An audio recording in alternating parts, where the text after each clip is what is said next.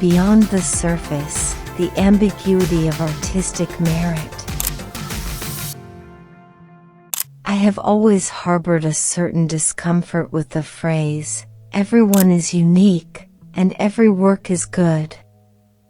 While it sounds inclusive, it often serves as a convenient veil to avoid critical engagement.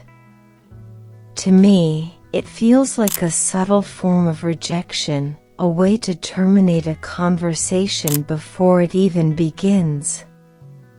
I remember a time, years ago, in a secluded mountain village, a place where time seemed to have stood still. I was there to capture the essence of the landscape. Back then, I used to engage in fierce debates with fellow photographers. We were young, idealistic, and perhaps a bit reckless. We lived and breathed photography. I recall a specific encounter with an individual whose work was technically flawless but lacked a certain soul. To the creator, it was a masterpiece. To us, it felt like a mere commercial product, designed to satisfy a client rather than to express an inner truth. The silence in the room was deafening. Because our perspectives were so fundamentally different, we lacked a common language to evaluate the work.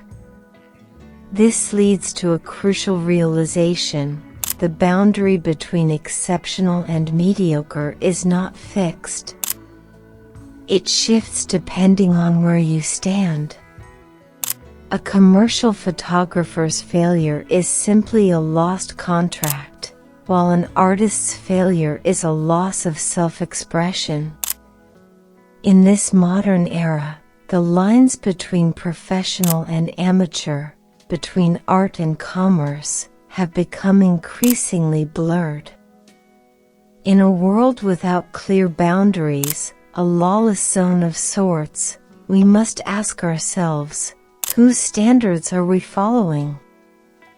Is it the judge of a competition, the fleeting validation of social media, or something deeper? Perhaps the most important question we can ask is not whether a photograph is good, but from which standpoint we are observing it.